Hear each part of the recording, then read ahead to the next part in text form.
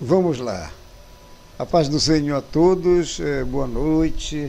Estamos fazendo uma revisão na noite de sábado, do dia 31 de outubro do ano de 2020, ano de Nosso Senhor Jesus Cristo, dia da Reforma Protestante. E nós vamos fazer uma nova forma de gravar a tela, fazer vídeos para o YouTube, aproveitando, fazendo a revisão ao vivo, né? Em tempo real, na verdade, para que possamos acompanhar como é que é preparada a lição e publicada no nosso site adarsenal.com.br. Legal. A lição é a número 5, que será estudada amanhã, no dia 1º de novembro, e chama-se, ou seja, a identificação da lição Atos 6 e 7, a expansão da igreja e o martírio de Estevão. A orientação pedagógica diz assim, Atos 6 e 7 a 15 e 60 versos, respectivamente. Sugerimos começar a aula lendo com todos os presentes Atos 6 de 1 a 15, 7 de 54 a 60. Vai levar de 5 a 7 minutos, é isso mesmo. Vamos lá. As questões econômicas normalmente são causadoras de conflitos. Como não poderia ser diferente, a igreja primitiva também teve que administrar os problemas que começaram a se manifestar com o seu crescimento. Este foi o primeiro conflito que, associado a outros, começou a comprometer o trabalho dos apóstolos, os quais precisavam administrar o tempo entre tentar resolver conflitos e prover o atendimento espiritual. Nomear diáconos para o serviço da igreja foi a orientação dada pelo Espírito Santo. Cada um tinha a sua função bem alinhada com o crescimento da igreja. Ninguém deveria ficar sobrecarregado, especialmente os apóstolos, sem tempo para buscar a Deus, sem tempo para a família, nem deixando de fazer um trabalho de qualidade para o Senhor. O diácono deve ter um coração de servo, ter reputação ilibada, ser cheio do Espírito Santo, sábio, prudente e vigilante. Então, o que estava ocorrendo lá na época? Os apóstolos, eles estavam pregando a palavra de Deus, mas começaram a aparecer serviços dentro da igreja, fora da pregação. Então, Jesus Cristo não ensinou como é que o diaconato deveria ser formado, se deveria formar. Jesus Cristo sempre falou do serviço dos discípulos dele, do próprio serviço. Mas como é então que surgiu o diaconato? Foi através da oração dos apóstolos que pregavam a palavra e pedindo a direção do Espírito Santo de Deus, e Deus deu a resposta, e essa resposta foi a formação do diaconato. Vamos continuar a nossa leitura. Os objetivos desta lição são: valorizar a figura dos oficiais da igreja, compreender a função dos diáconos da igreja, aprender com o exemplo de Estevão. Vamos lá. Para começar a aula, procure saber se seus alunos compreendem qual a função de um diácono.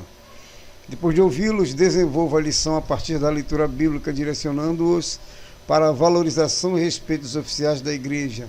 Para tanto, explore o exemplo do diácono Estevão.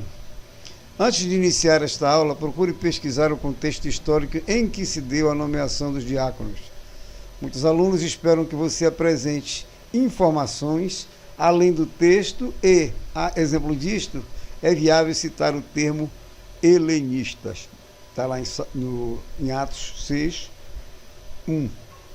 Helenistas significa referente aos gregos, né? Referente à cultura grega, referente à cultura helênica. Então, quando a gente fala helenista, estamos nos referindo aos gregos, aqueles gregos que estavam se convertendo ao cristianismo, à palavra de Deus. Legal? Aqui são as respostas das perguntas: errado, certo, certo. Lição número 5, a expansão da igreja e o martírio de Estevão. Vamos para a leitura complementar, ela ajuda bastante na compreensão da lição. Vencendo as lutas. As aflições são um teste que prova o tipo de pessoa que somos. Se existem defeitos em nossa estrutura interior, eles certamente aparecerão sob a pressão dos problemas. um livro devocional publicado em 1696, de autor desconhecido, contém a sábia afirmação: as aflições são para a alma como a chuva para uma casa. Não sabemos que existem buracos no telhado até que comecem as goteiras. Talvez não saibamos que existem falhas em nossa alma até que chegue a aflição e vejamos incredulidade, impaciência e medo pingando em muitos lugares. Quando alguém passa por adversidades e tribulações, uma de suas primeiras reações é tentar achar um culpado. Ou culpa a si mesmo, quando acha que fez algo errado e que, portanto, está sendo punido. Ou então culpa a Deus ou alguém mais. De outro modo, quando passamos por adversidades e alguém tenta lançar a culpa sobre nós, a situação só tende a piorar. Foi esse o caso do patriarca Jó. Visitado por seus amigos quando passava por grande tribulação, teve de aguentar a ladainha de que estava sendo punido por causa dos seus pecados. O maior erro dos amigos de Jó foi insistir erroneamente que os problemas de Jó eram resultado de seus próprios pecados. Nisso, eles são exatamente iguais a muitos cristãos amigos que encontramos pela vida. Não devemos esquecer que um autoexame seja uma atitude saudável, mas não podemos ficar nos acusando por problemas e tribulações pelos quais passamos. O certo é que a maioria das adversidades que enfrentamos na vida é resultado de vivermos num mundo moralmente caído e imperfeito. Elas sempre nos acompanharão, independentemente de errarmos ou não. Cada um de nós deve se perguntar: como eu me comporto em meio a uma tempestade de problemas? Fico aborrecido, irritado, incrédulo, com medo, ou simplesmente me rebelo e culpo a Deus pelos males que me afligem? O modo como enfrentamos as lutas normais da vida dizem muito a respeito do modo como enfrentamos as nossas próprias debilidades e imperfeições. E uma das coisas que cada pessoa tem de fazer é aprender a tratar consigo mesma, principalmente quando a luta interior entre fazer o bem e o mal, ou o mal, entre obedecer a Deus ou aos próprios desejos carnais. Principalmente quanto à luta, o acraseado, correto? O apóstolo Paulo escreveu: bendito seja o Deus e Pai de nosso Senhor Jesus Cristo, o Pai de misericórdia e Deus de toda consolação. É Ele que nos conforta em toda a nossa tribulação, para podermos consolar os que estiverem em qualquer angústia, como com a consolação com que nós mesmos somos contemplados por Deus. 1 Coríntios, capítulo 1, versículo 3 e 4. De qualquer modo, se Deus permite que passemos por adversidades, Ele certamente quer que as enfrentemos, cada uma delas através da fé e submissão ao Espírito Santo, orando e trabalhando para vencermos as lutas da vida com galhardia e sairmos delas pessoas melhores do que quando entramos. Amém. Artigo Enfrentando e Vencendo as Lutas da Vida, Samuel Câmara, disponível em boasnovas.tv. É interessante, amados irmãos, este texto, né? O próprio mercado de trabalho, o mundo aprendeu com isso.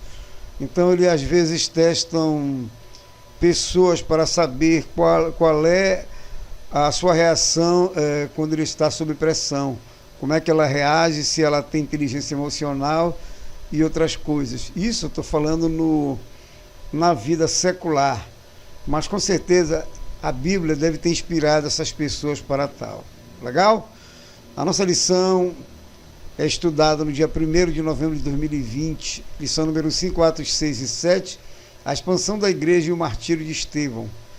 Esta revista ela está estudando em 13 lições o livro de Atos. Então nós já lemos o capítulo 1º, o 2º, o 3º, o 4º, o 5º, e agora nós estamos estudando os capítulos 6 e 7. E nós vamos avançando, nós estamos na 5ª lição, nós vamos até a 13ª. E nós vamos examinando, entrando, escrutinando todo o livro de Atos para podermos entender.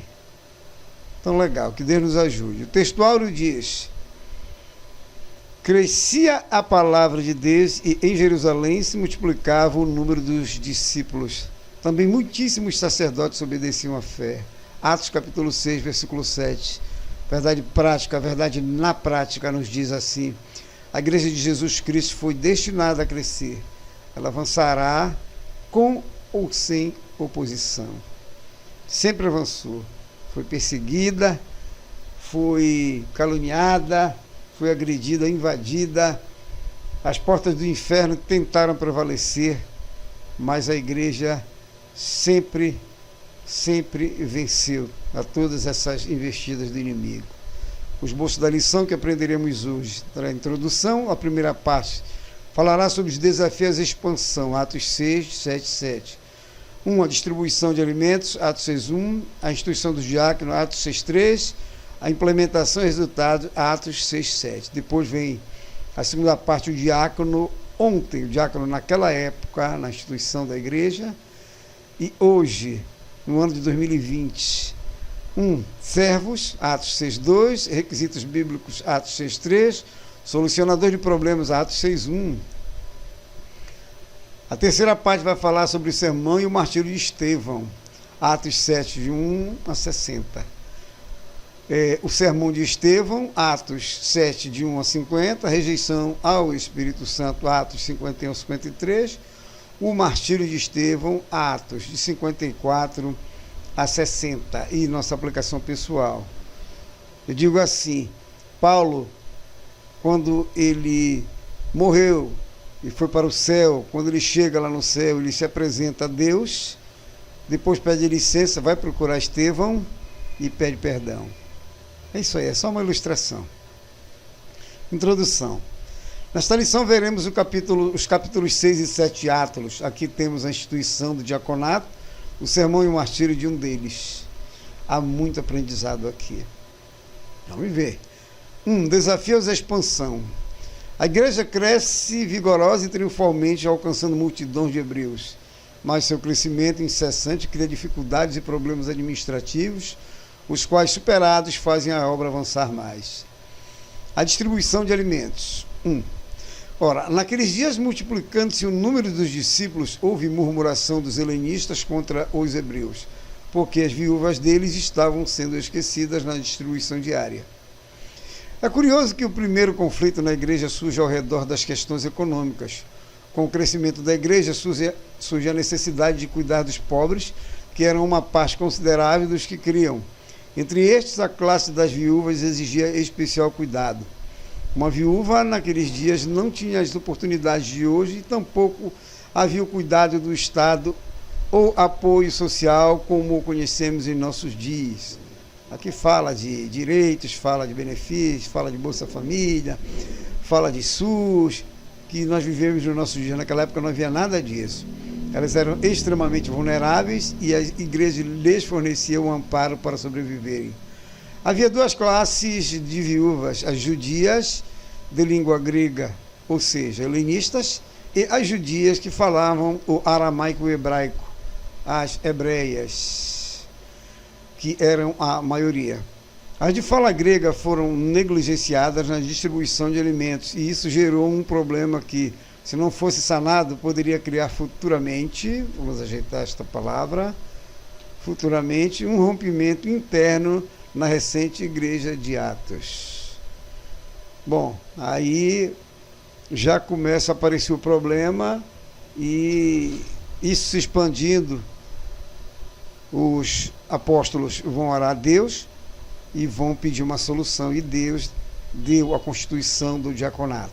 Vamos para a parte 2, a instituição dos diáconos. Mas, irmãos, escolhei dentre vós 7 homens de boa reputação, cheios do Espírito e de sabedoria, aos quais encarregaremos deste serviço. Os apóstolos aceitam as críticas e a solução achada foi o estabelecimento dos primeiros diáconos. Os 12, de modo humilde, compreendem que sozinhos não poderiam dar conta da tarefa sem comprometer sua missão principal. Ou seja, os 12 são aqueles que estão cuidando da palavra de Deus. Largar a palavra de Deus, largar a pregação para servir, servir como se fossem garçons, não era o correto. Então, vamos lá, continuar Os 12, de modo humilde, compreendem que sozinhos não poderiam dar conta da tarefa sem comprometer sua missão principal. A responsabilidade de se tornar pesada demais. O reconhecimento de nossas limitações ou distrações exige grandeza. E os apóstolos não centralizam tudo neles mesmos. Essa é uma diretriz fundamental em liderança. É a capacidade de perguntar: isso exige mesmo a minha ação ou presença? Há outras pessoas que podem fazer isso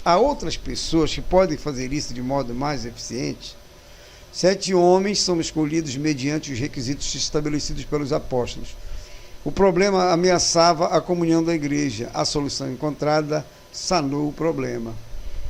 Digamos, vamos fazer então aqui uma analogia, uma grande empresa. A empresa, ela tem a sua hierarquia. Então tem aquelas pessoas que cuidam da gestão, tem a coordenação, tem as pessoas com cargos especiais que podem trabalhar, digamos assim, no fluxograma da empresa, no organograma da empresa, para que ela possa funcionar corretamente. Isso aqui é, digamos assim, uma lição para as empresas de hoje. Então, aquelas pessoas, os apóstolos não deveriam estar cuidando dos serviços mais comuns que poderiam ser feitos por outras pessoas, senão teriam que largar a pregação da palavra de Deus. 3. Implementação e resultados. Atos 6, 7. Crescia a palavra de Deus e em Jerusalém se multiplicava o número dos discípulos. Também muitíssimos sacerdotes obedeciam à fé. Jesus é o Senhor da igreja. Quando esta depende totalmente dele, nenhum problema será insolúvel e nada prejudicará o avanço da obra. O texto de Atos 6,7 diz que, após o início dos trabalhos dos 7 diáconos e solucionada a discórdia entre os cristãos, o testemunho da igreja se torna ainda mais vigoroso, alcançando até mesmo os sacerdotes. Em outras palavras, os problemas podem até surgir para prejudicar, mas no fim, tomadas as devidas providências, Deus os usará para os seus propósitos e glória do seu nome. O Evangelho de Cristo é infinitamente mais poderoso para nos unir do que qualquer diferença sociocultural para nos separar.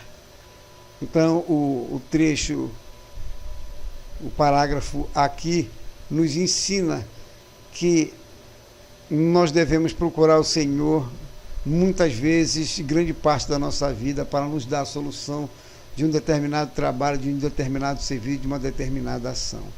Vamos partir para a parte 2 da lição. O diácono ontem e hoje. Atos 6, 2 a 3. 2 e 3. Os oficiais da igreja, sejam quais forem, devem ser bênção e não problemas. Eles existem para aliviar e facilitar a caminhada da igreja e não atrapalhar. Vejamos algo sobre os diáconos. Primeiro, servos.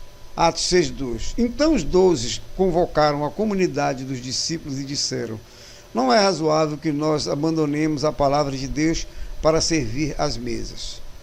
Lucas, o autor do livro, não dá o título formal de diácono aos 7 escolhidos, mas o verbo diaconem, que significa servir, usado particularmente em relação à atividade de servir às mesas, assim como no contexto geral do Novo Testamento, não deixa dúvida de que se trata dos diáconos.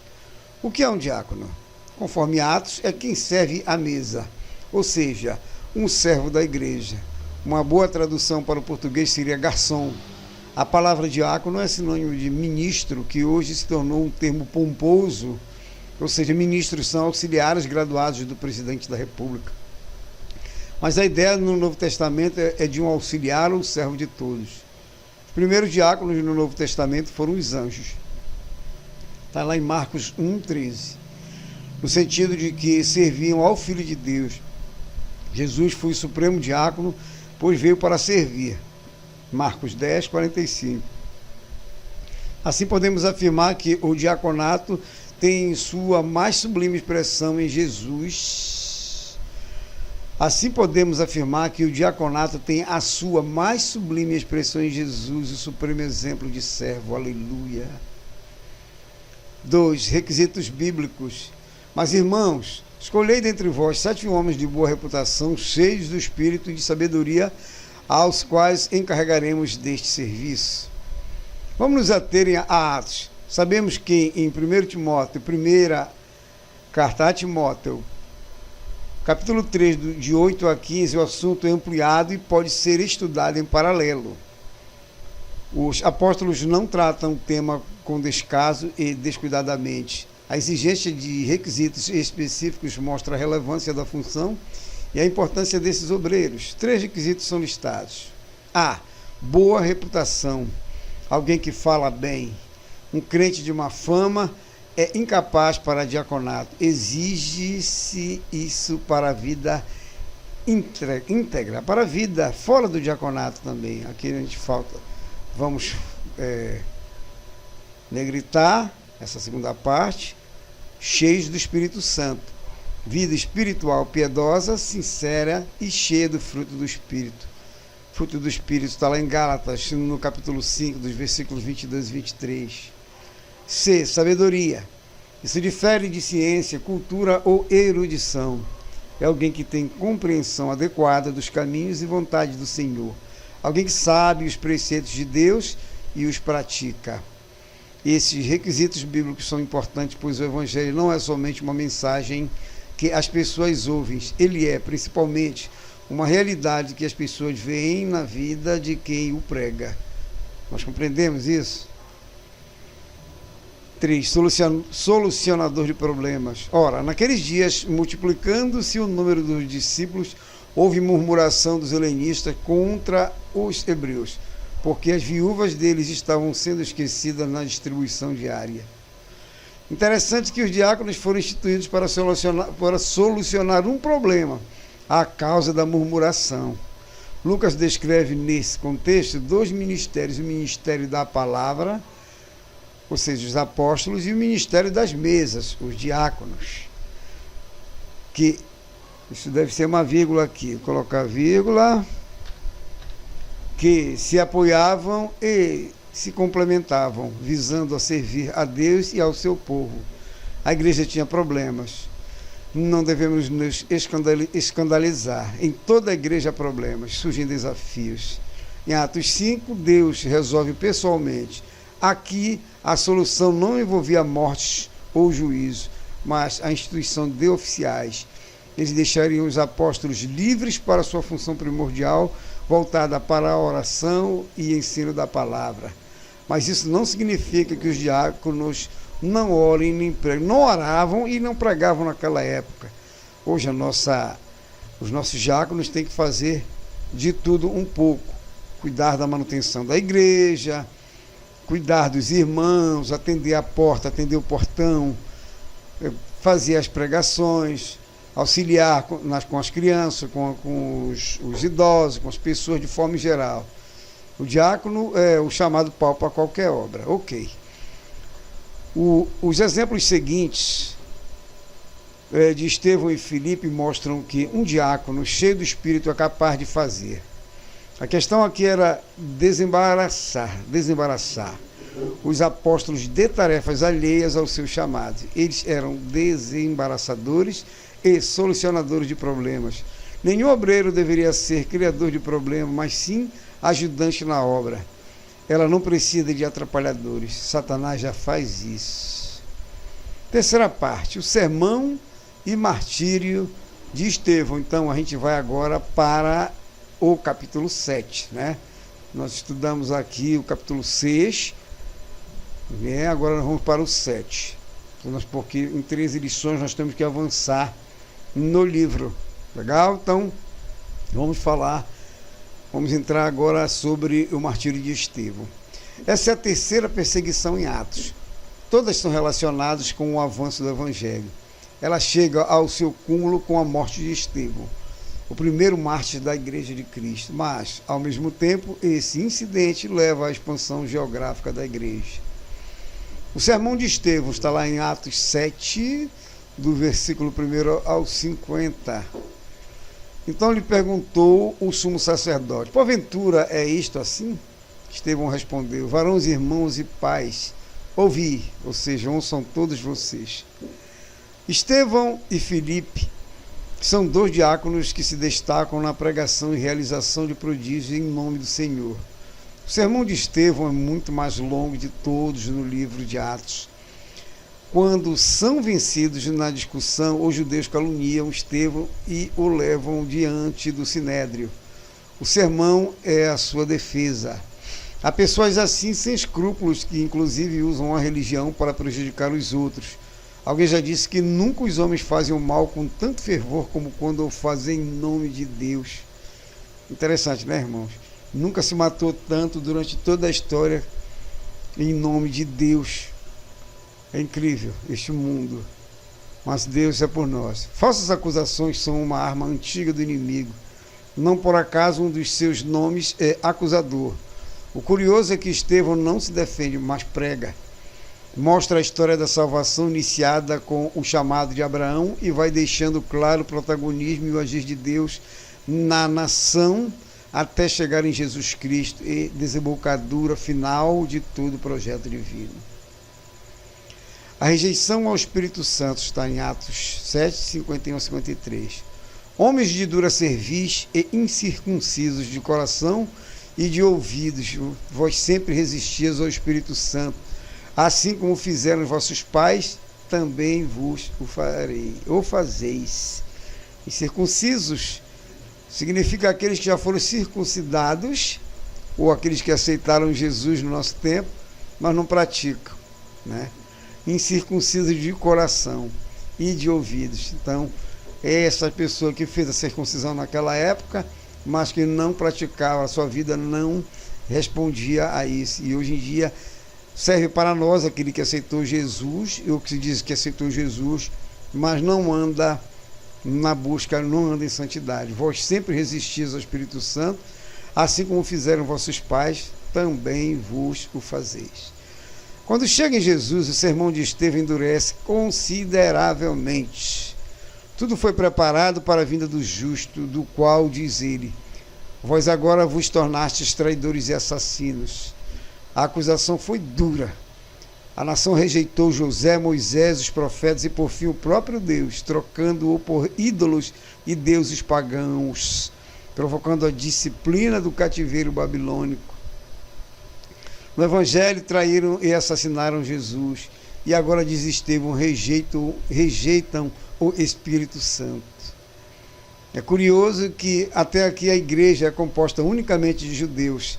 A partir desse momento, com a rejeição do Evangelho pela liderança máxima de Israel, inicia-se a abertura da pregação aos samaritanos, que é uma mistura de judeu com outros povos, e depois aos gentios, que são os outros povos, conforme Jesus havia ordenado em Atos.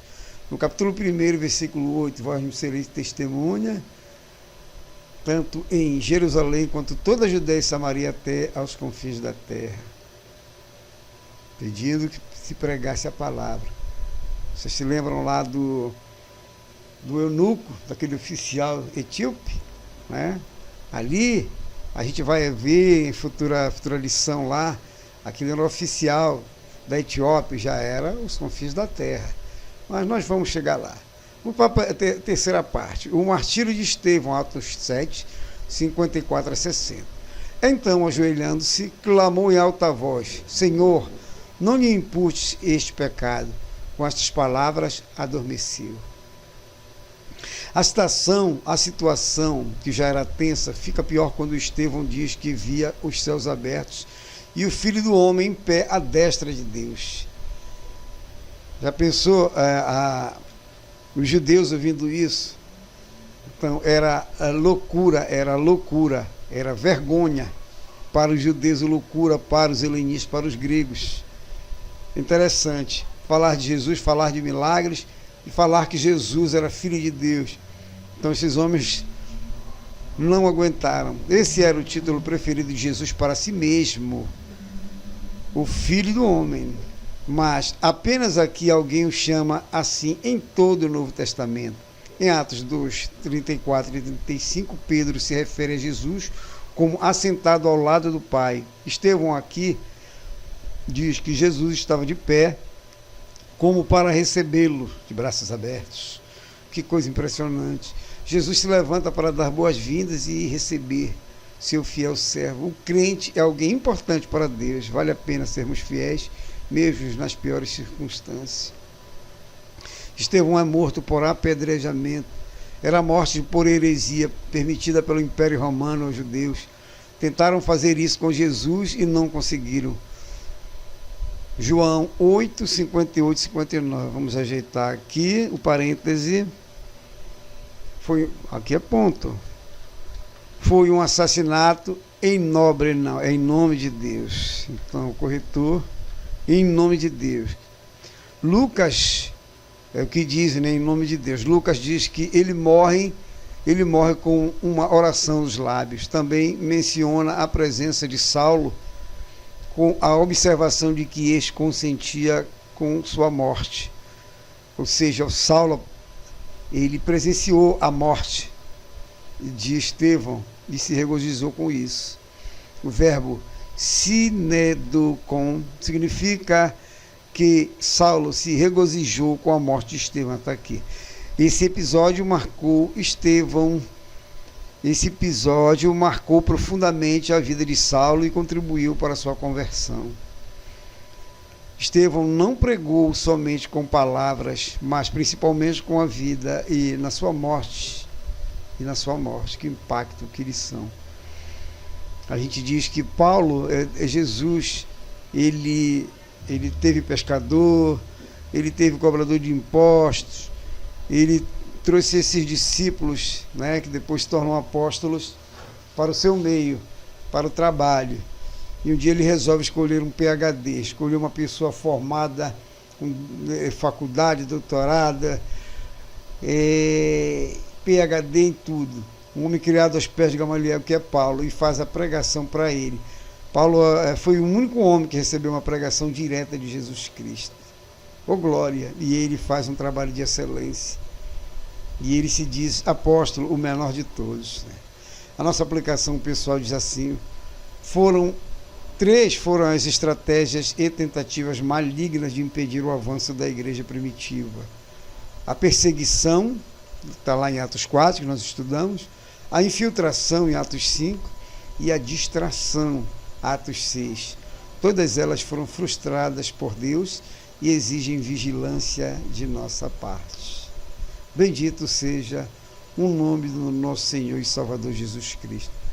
Agora eu vou publicar, atualizar e colocar no YouTube para os irmãos. Muito obrigado. Se você gostou deste vídeo, você deixa um like aí, se inscreva no canal, compartilhe com os irmãos e nos ajude de alguma forma. Muito obrigado. Fique com Deus, na paz do Senhor.